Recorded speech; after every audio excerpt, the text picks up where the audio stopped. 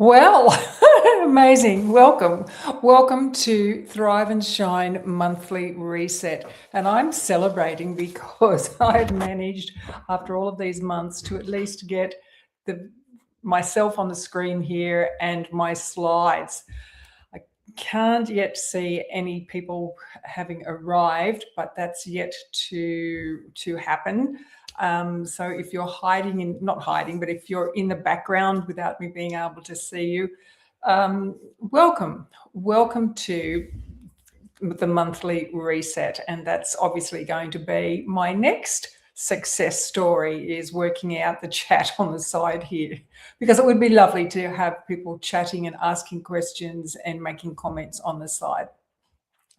So, as I've said, welcome, and do please come with an open mind, just like the windows here. When your mind is open, the window is open, you let in fresh air, you let in the information. And I have a lovely little story to go with that.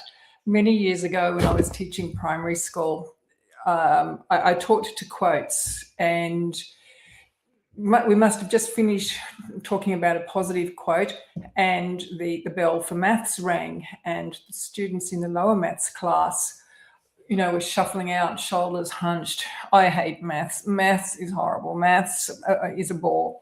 All of these sorts of things. And I immediately jumped on the bandwagon and said, 100 house points to the first person, to each person who says, I love maths. Maths is great. And they must have thought, silly old lady. Anyway, that's what they did. They walked out pumping themselves up like athletes do when they go out onto the field. And what was really interesting was, quite by chance, over the next, the next few months to the end of the year, those children, by walking out of the room, pumping themselves up and getting their 100 house points each time they did so, went into their maths with an open mind, with an open window.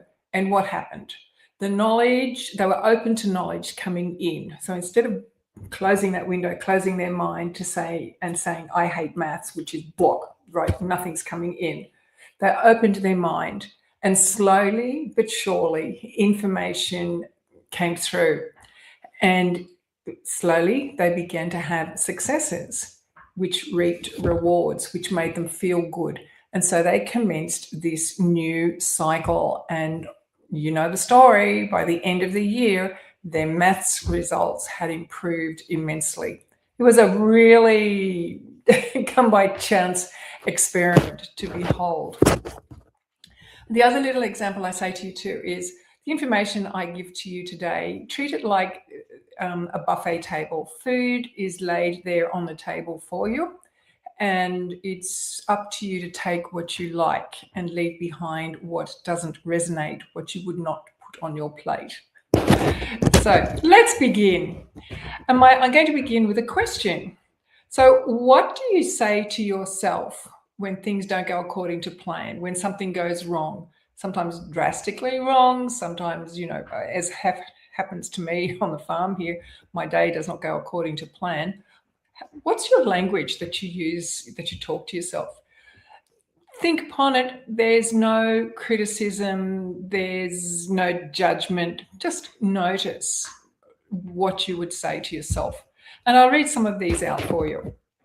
I just knew it would happen. It always seems to go pear-shaped for me. This always happens to me. I'm just not good at maths. I loathe doing the tax. I'm just not good with numbers. I never have enough money. There's always more month than money. Walking down the street and you see some nice clothing or whatever, and you look at it and you think, oh my gosh, that's beautiful. You turn over the price tag and you think, oh my gosh, that's far too expensive. So many things to do and not enough time to do it all in. Never have enough time. People like me, people like us, just don't do things like that. And there's a lovely story I read about a very successful skier. And as a young girl, she and her family, all her siblings, piled into the back of this tiny little vehicle, and they'd go up to the snowfields where they could play in the snow and watch the skiers, but not ski. And one day the little girl says, "Well, Mum, why don't we ski?" And the mother turned around and said, "Well, people like us just don't do that." And that young lady took that as a challenge and turned it around, and she became a very successful skier. But that was the belief. That was the family's belief. They were capped by their belief of experiences, of money. Their beliefs capped it all. So why stop and ponder upon the language that we use? Because we're going to explore what we carry around with us 24/7, 365 days a year, from the day we were born to the day we die, our thoughts. And we have a lovely, happy, positive fellow person, one on this shoulder, and negative Nelly on the other one. Negative Nelly, whatever you want to call it, on the other one. But they're both with us all the time. And it's a matter of taking control of them. So the next one is, we're going to just quickly go over the previous slide from the last month's lesson, not lesson, but Words of Wisdom at the library. The hero's journey. So the hero's journey is about how we change. And it wasn't until I'd gone through 2 crises that I realized the significance of the hero's journey and the impact it has on our lives when we become aware of it. So we start there in the known. Life's chugging along rather nicely, or so I thought. And then in books, it's called the adventure. In my life, I liken it to the crisis, because it was a crisis. It certainly wasn't an adventure. And what can that involve? That can involve, like for me, the divorce.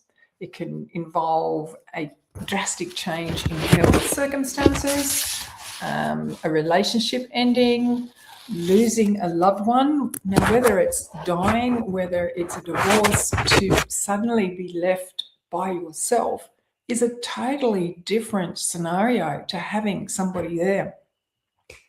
We lose a job, we become empty nesters. There are lots of life-changing situations, a crisis. Following the crisis, we go through the struggle.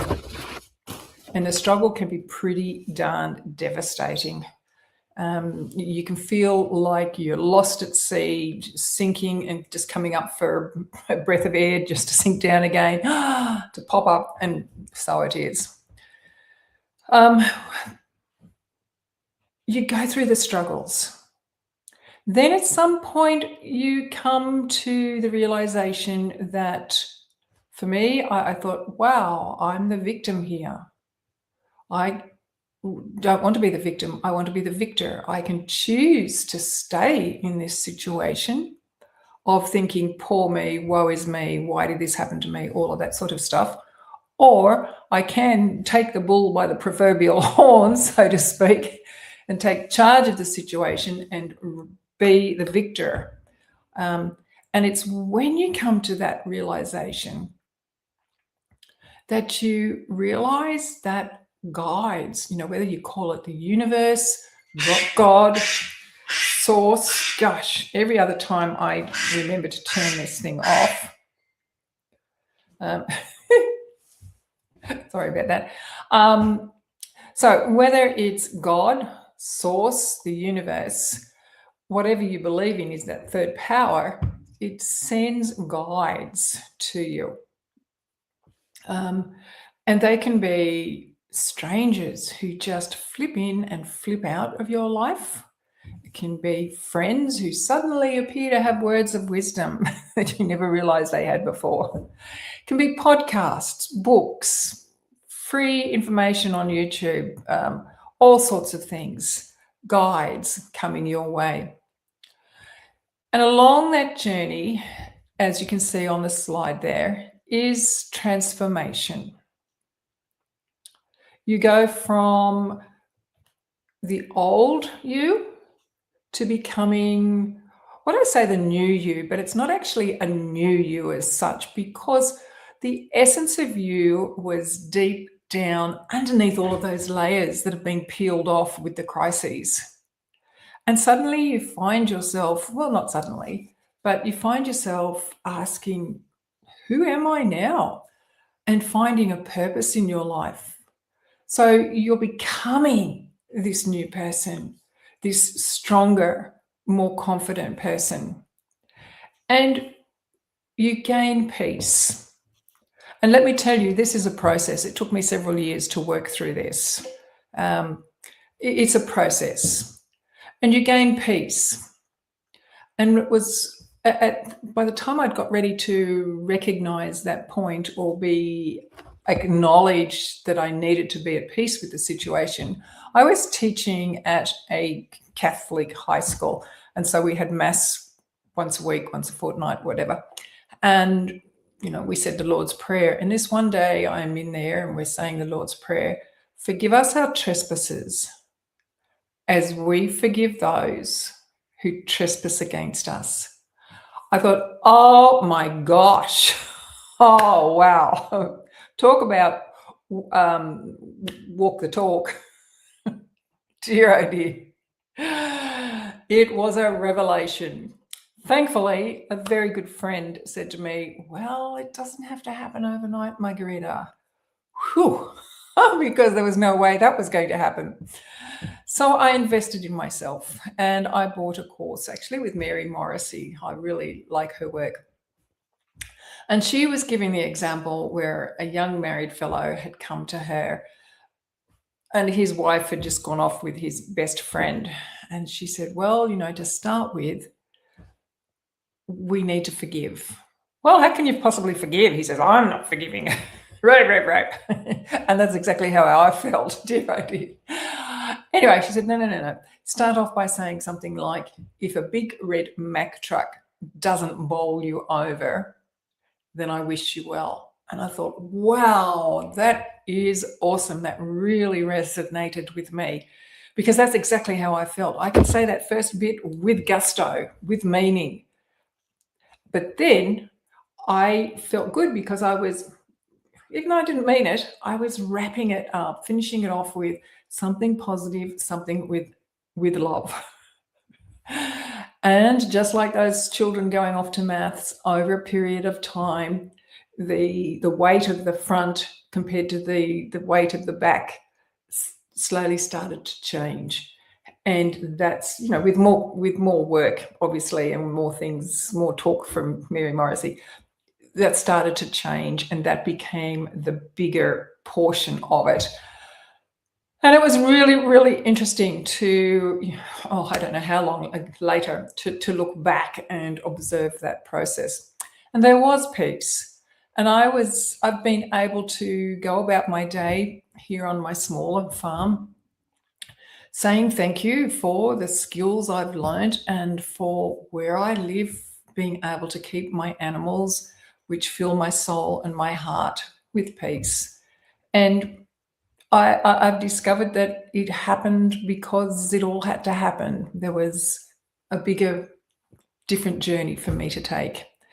So peace won't happen overnight, but if you do the right things, it will and can happen. And then, of course, you become the stronger you. You've grown in confidence. You've grown in yourself. You've found a purpose. And life begins to open up. Yes. So the hero's journey is the story of leaving behind the old self and moving into a new, stronger self. And as I said, it's not a brand new self. It's modeled, it's built on top of the essence, the foundation that was already here inside you, but has been stripped off now And it's right down to the core basics, because all that other stuff is gone with the crises and the struggles. So I'd just like to share too that what is inside you, you carry with you always. And at one point I thought, oh, maybe I need to move, get right away from here and leave everything behind. And then I had some learning and realized that that wouldn't happen. And this little parable sums it up basically very, very well. So, wise old man sitting on a rock outside the town, and this stranger walks past and says to the wise old man, I have to leave my town. What's the town ahead like? And the wise man says, well, what was that town like? And the traveller says, oh, dreadful. You would not believe the type of people who live there. Nasty, horrible, stab you in the back type people. Rave, rave, rave, all about the negative. And the wise man said, well, that's pretty much what you're going to find up there. So the next day he's out there again, and another traveller passes by, and the traveller says, what's the town in front like? I've had to leave my other town, and I just would like to ask you what the next town is like. And again, the wise man says, well, what was that town like? Oh, look, my heart is so sad at leaving it, full of such beautiful, caring, loving people. But things being as they are, I do need to move, and I'm keen to know what this next town is like. And of course, I bet you can guess what the wise old man said. That town is going to be exactly the same as that one. You will find equally loving, caring people up there. The moral of the story is you carry inside the essence of you. And what you expect is what you get. So next slide 3. The story running beneath the story. What you see above the surface isn't the whole story. A little bit like the duck on the pond, smoothly gliding over and the feet going like this.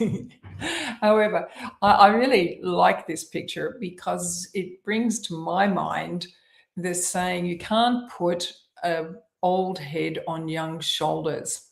And believe it or not, it took me ages to work that one out. Sometimes the penny drops really slowly. But just like there are so many root structures there, that's, the life experience an older person has. And so the younger person, the younger tree, without all of those root systems, just simply has not got the experiences, the wisdom of that.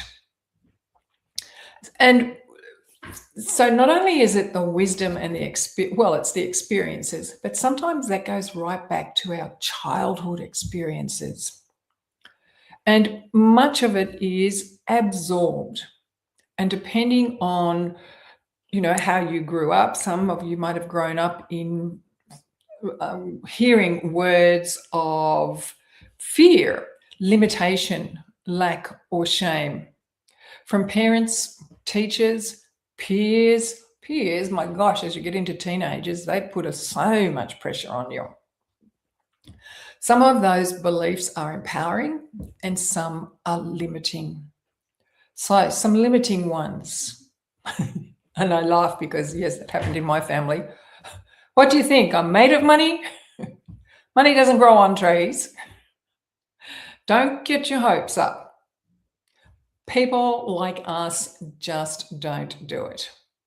And that reminds me of a story of a skier, a young lass whose family went up to the ski slopes each season, and they played in the snow and just watched the skiers. And the young lass says to her mum one year, why don't we ski? And her mum says, well, people like us just don't do that. And she changed that belief and became a very successful skier. Because at a young age, she recognized what was happening. Here's another one for you. Parents, Be careful. And I guess I was really blessed in my understanding of that was kids climbing a tree. Don't tell them to be careful. Tell them to go ahead, have some fun, learn. If they fall down, get up, scrape, brush your knees, have another go. You've just learned where not to put your feet. So being careful, often, to me, being careful has this connotation of hesitancy. Don't go full bore at it. Another one, you're always running late. All right. So these repeated messages become ingrained and they become part of us. And our subconscious just accepts it as truth. Another little story. Let me show you with this analogy of driving. And for those of you in my generation who learnt on a manual car, by golly gosh, wasn't it tricky? You had the accelerator and the clutch and you had to bring them both together to be equal. Otherwise you kangaroo hopped forward and it would stop, all sorts of things. But you didn't stop there if you really wanted to get your license. You kept practicing, you kept kangaroo hopping until one day they both came together magically and you drove off very fluently and with ease. With practice. And then eventually it just becomes automated, doesn't it? It's the same with actually, for me, driving into town.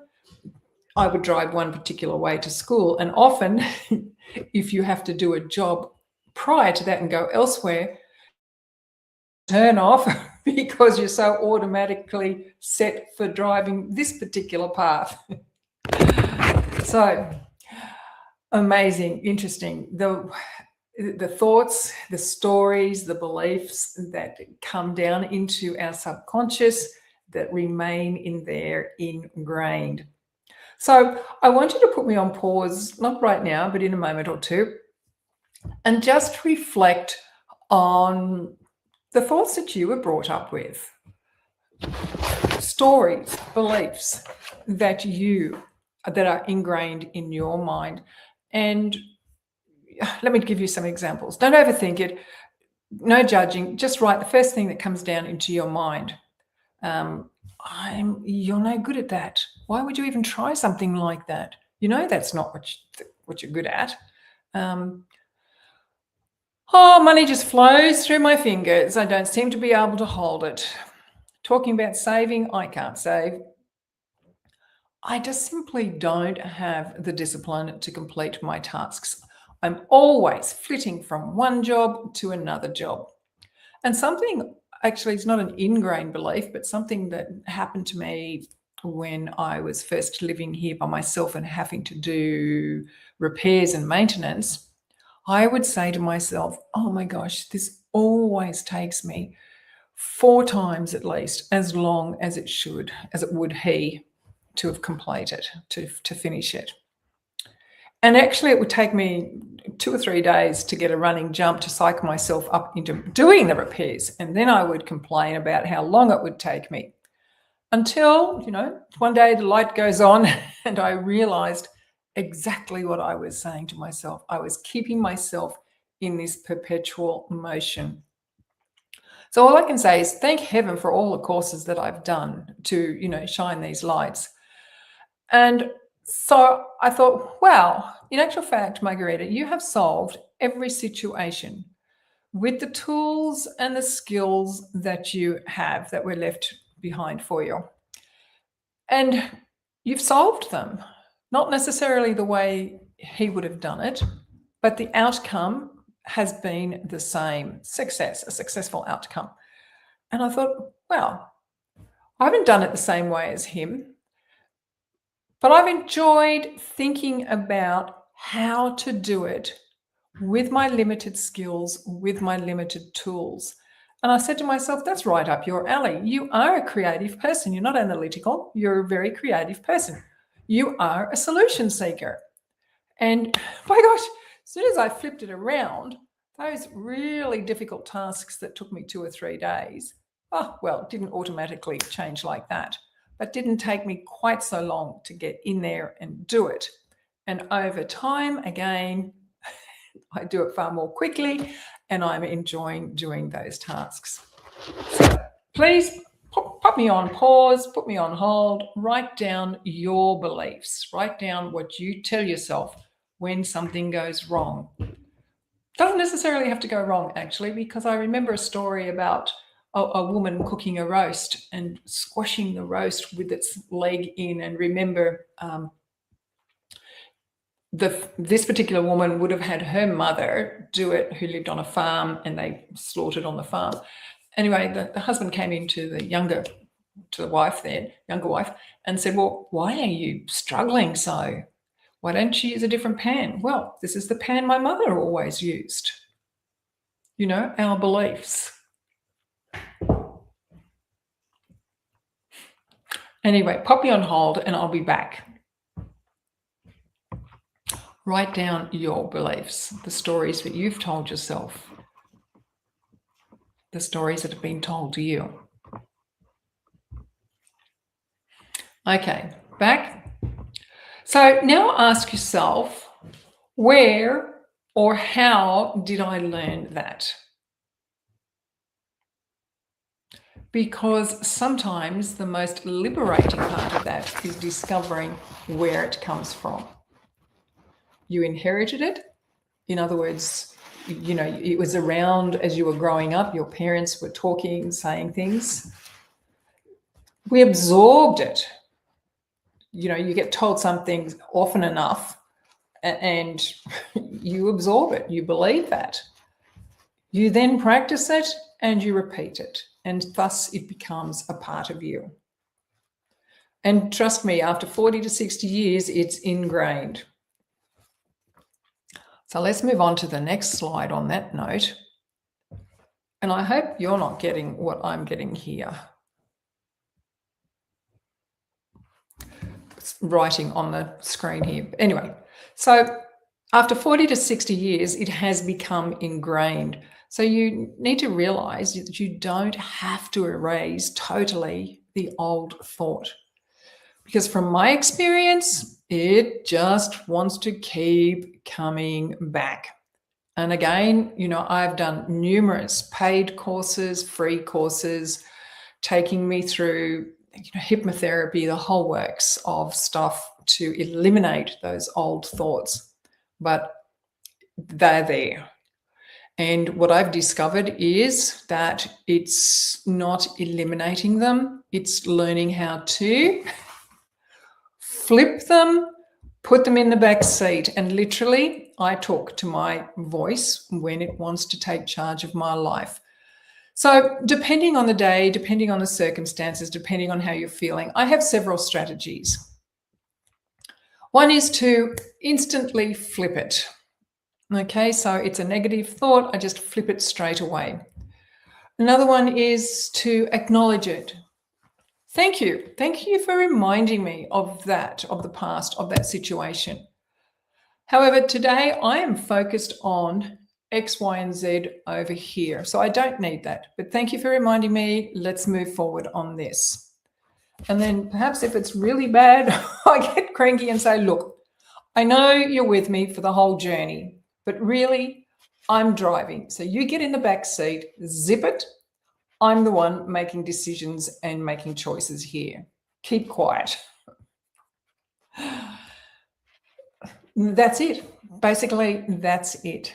And, you know, sometimes you have to say that several times. And in fact, I don't know, for whatever reason, my stomach has just decided recently to come back on board. It's been very, very good, actually. Talk about intuition and your stomach. They say, you know, that's part of your brain, or it's equally part of your brain down here in your stomach, a gut feeling. Anyway, so my stomach was giving me curry, so to speak. And my mentor said, well, talk to it. And so we came up with something along the lines of, well, tummy, you and I have been through so much together of late these past few years. We have survived. We have come out the other end. We have managed each and every situation successfully.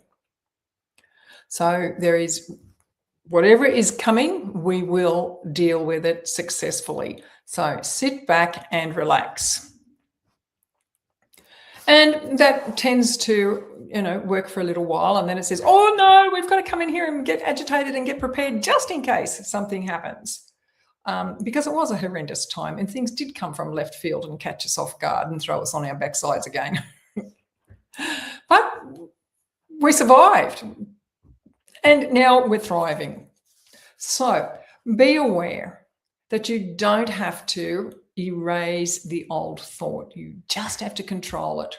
Put it in the background. All right, so our basic... And trust me, it's not about pretending that life is not difficult, because life can be difficult. My gosh. Whew. Hot on the heels of the horrendous divorce came the diagnosis of stage 3 cancer, which was horrendous. And it was quite interesting because after I got over the spitting at the dummy and I decided that actually, I can do this. This is going to be a walk in the park. Well, it wasn't quite the walk in the park that I had envisaged it to be, but that's what I said. This is going to be a walk in the park to what I went through before, because I now have the tools. And going through that horrible period before with divorce, it forced me to seek tools in order to be able to get through and heal from cancer. 3 years down the track, we're still working on it. But we're walking, aren't we? So it's not about pretending that difficulties, that, crappy lives don't happen. It's about flipping it. That's the essence of it. It's about, first of all, being aware. Let me just go to the next slide and keep on top here.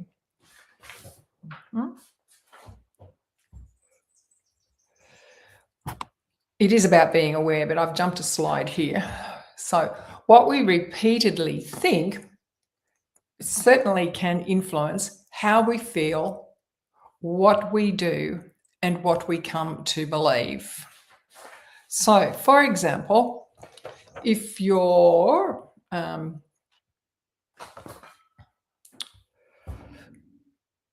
going down the street, right, and you come across a lovely article of clothing, and you think, wow, that's really gorgeous, and you go up to it, you feel it, it's the right shape, right size, all the rest of it, and then you turn over the ticket and you think, oh my gosh, that's far too expensive. So our belief is that we can't afford these things. Our bank balance dictates what we can spend. It generates the feelings. You just say to yourself, I can't afford that. I'd really like it, but I can't afford it. Notice how you're feeling. Your body slumps. You certainly don't feel happy. Your body slumps, and it's a sad, negative feeling, which creates the behavior of not much point in going window shopping because I can't afford to buy anything. And that goes around to more experiences of not being able to afford things. I remember, this whole belief system of the stagnation of money, right? A scarcity of money. Oh, when I wasn't teaching and traveling into town every day, I could only go to town once a week because that cost money and you had to do all the things that you needed to do on the one day. And it just went round in a perpetual cycle. We can't afford this, we can't afford that, and we couldn't afford that until... And I'd just like to share another belief too. Actually, every fortnight I have a blood test to stay on top of, what my cancer count is doing, where it's going. And my belief is when it goes up, that's getting dangerous. It's not good. So my medication changed and my count went up by 160 in 2 weeks, and that was devastating. Absolutely devastating. So we went back to the old, the old regime, and another blood test, and it went up by 45. And my belief was, if it goes up, it's not good. And both of those, right, my belief, if it goes up, it's no good. It generates the feeling of, actually, when it went up 160, I thought, oh my gosh, do I just sell everything and go and live by myself with the dogs on an island? It was a terrible feeling. And it put me down into, focusing on everything that I'd lost, my strength, my endurance, my physical abilities, my inability to ride my horse, all of these. It just took me down there, and that kept me going on looking at the experiences, the limited experiences that I am now having. But I'll tell you what, if you flip it and if you look at the meaning that you attach to things, it was quite interesting. So we have this awareness. Step 1 is to become aware of what we're thinking. What meaning are we giving to this? If somebody you say hello to somebody and they curtly turn around and say, and they gruffly say hello back to you, you think, what did I do to them today? But, flip the meaning. It's more than likely them who have got something happening in their life and have basically shut you out. You've moved forward through that and broken their thought pattern, right? It's not you personally. It's just a break. It was just their thinking where they're at the point in time. So going back to my cancer count, the awareness. All right, so it went up by 45 the second time.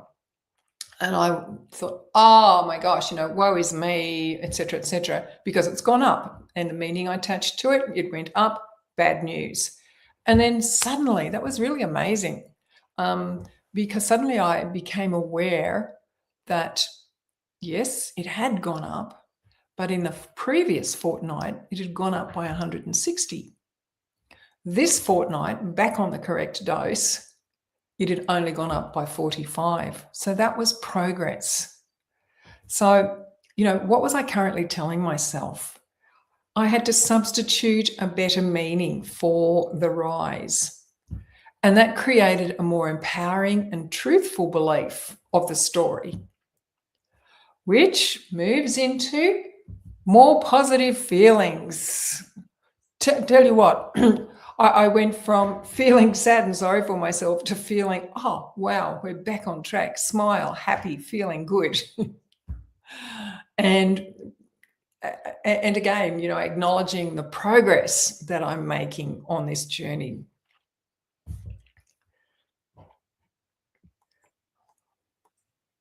So let's put everything into perspective here. Pretty much, step 1 is becoming aware of the situation. Step 2, flip it, substitute. Step 3 is verbally acknowledge, right? If you can say it out loud, whether it's, yes, I'm a legend. Margarita, you've done such a wonderful job. You're a legend. It's, you're using your learning senses, the eyes, the ears, the talking. And when you say it, your ears, you hear it. You hear the good words about yourself. So speak it. I am a legend. I am making great progress with my journey through this. And that is so important. And really, it's very, very simple. It's what's that? It's very, very easy, but it takes time. And one of the ladies said that to me at the library. She said, "That is so easy, but it just takes time." I said, "Yes, it does take time." And the time it takes is the time it takes. It's like working with horses. It takes what it takes. And you just have to keep on top of it, like brushing your teeth daily. You just have to keep at it. And when you verbalize this, put some power into it. Depending how you're verbalizing, it certainly wasn't putting power into, wow, I'm awesome. I can see now that this cancer count has improved, even though it's gone up, it's improved. But, when I do a job and I'm successful, I say, you're a legend, Margarita, like the athletes do when they're going out onto the field. Build yourself up. And on that note, depending where you're at in your journey, keep a journal of your successes, because right back at the very beginning of my journey, pulling myself up out of the depths of despair with the divorce, I was lost. I was directionless. I felt I'd lost my identity. I'd lost my purpose. I was a nobody going nowhere, basically. And I had a little voice telling me exactly that. And one of my mentors said or suggested that I keep a journal of my successes, even if it is getting out of bed at the beginning of the day. Because for some of us, and, through my first, chemotherapy and then the major operations, getting out of bed was a big thing. And it was my animals and my farm life that took me out. And then I'd have to come back in and rest for the rest of the day. But, it was starting. It was keeping a journal of my successes. And right back at the beginning of the divorce, I found it really difficult to get out of bed, because it took me several months to realize that I was frightened of what the day would bring and could I handle it. And then when I realized it, when I became aware of it, I was able to flip it and say, well, up until now, Margarita, you have solved every situation. You've got what it takes to keep doing this. So awareness, flip it, and do an action if you can. And our next slide. So the signs that something is changing. And these are really important, because sometimes the journey seems so far ahead. Your goalpost is so far ahead that you forget how far you've come. And every now and then I'm reminded of how far I've come. And I was just telling you then, when I just be able to get up, let the chooks and geese and, feed the cow and get back and then have a rest for pretty much the rest of the day. Whereas now I'm out, I'm on the tractor, I'm mending things, fixing things, and I've come such a long way, really such a long way. And it's very important to recognize that, as I said, because you often think how much farther you've got to go, when in fact, sometimes you need to look back and see how far you've come. Things don't trigger you. They don't have the same power to trigger you as they used to. You are able to just move forward. Yep, that's fine. I'm moving on. You notice negative thoughts more quickly and are quicker to reframe it. And when I first started, look, it would take me sometimes a couple of days to realize that I was in this negative and that actually I had the power and the choice to reframe it. And what was there perhaps to learn from this? Did I have an input in this? And sometimes I did, sometimes I didn't. But it's flipping it. And as I said, if somebody's done something to you, flip it and then perhaps ask, why did that happen? Did I have an input in this? Is there a lesson to be learnt? And a couple of times there were lessons to be learnt. You're able to make decisions more confidently. And boy, oh boy, that feels so good. You feel comfortable, you feel confident standing on your own 2 feet again. Yes, you still have ups and downs, but you have more ups. You're beginning to see that there are more up days standing on your own 2 feet than there are down days sitting on your bum. And perhaps most importantly, you begin to trust yourself. So, your past is already written, but it doesn't get to write the rest of the book. You do. And your past can build. You can build on your past to make you that stronger person in moving forward. And I look back at my past, and if I hadn't have gone through what I went through, I would not be here sharing with you. And the reward of sharing with you is when I get emails from people who say, well, one today came actually, and she said, oh, Margarita, I really enjoyed our session and I've had the best couple of days in 6 weeks. And I'm feeling so good about myself and about moving forward. And that was really lovely because I saw on my journey so many women remained stuck. It's getting emotional here. So many women who remained stuck because they didn't have either they didn't have the essence inside them, or they just simply didn't know how to move forward.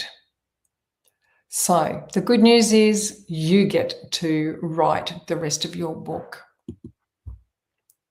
So I'd like you to put me on pause and just at this point in time, just reflect. Reflect on any gold nugget that you've gleaned from this session. Reflect on what story am I ready to change and practice?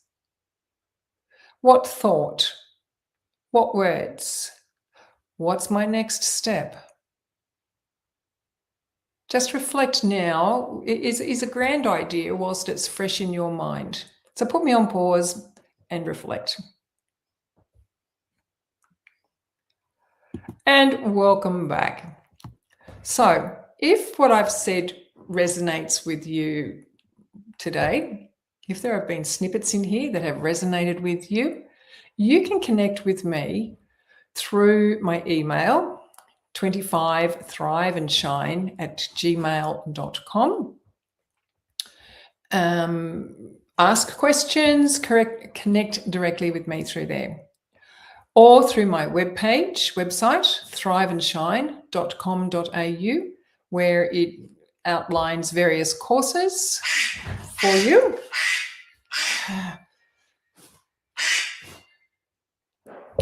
And dear idea, technology. Or through my YouTube channel. Through my YouTube channel, which has, this will go up on the YouTube channel. It has Thursday Flow, weekly snippets of mindset information, words of wisdom from various mentors around the world, various periods of time too. And also the one that I really am enjoying is the Extraordinary Ordinary Women. And I'm really sure that that will inspire you. Stories of women who have had a dream or an idea and followed it through to fruition. Sometimes that fruition didn't work. And just now moving widely and talking to women who have been through domestic violence, husbands committing suicide, children suiciding, teen suicide. It's very inspirational and heartwarming to listen to those women. So I'd love for you to connect. like and subscribe to YouTube to help the channel grow so that more women are able to enjoy these things. And thank you. Thank you for taking the time to be here. And remember, your story isn't over. You haven't missed your purpose. You're not behind. You are exactly where you need to be, which I love, is one of Abraham Hicks's quotes. And the other bit to that is, you never get it wrong and you never get it done, which I really love, because my to-do list just keeps going. You cross it off at the top and there's more on the bottom. You never get it wrong and you never get it done. And it doesn't matter if you take the wrong path. It's not a wrong path. It's a path of learning. What did you learn by going down that road instead of that one? Lots of things. You learned that that's not where you wanted to be, for example. Anyway, just know that you are becoming. And it's been my pleasure to be here to present this information to you. With heart, Margarita.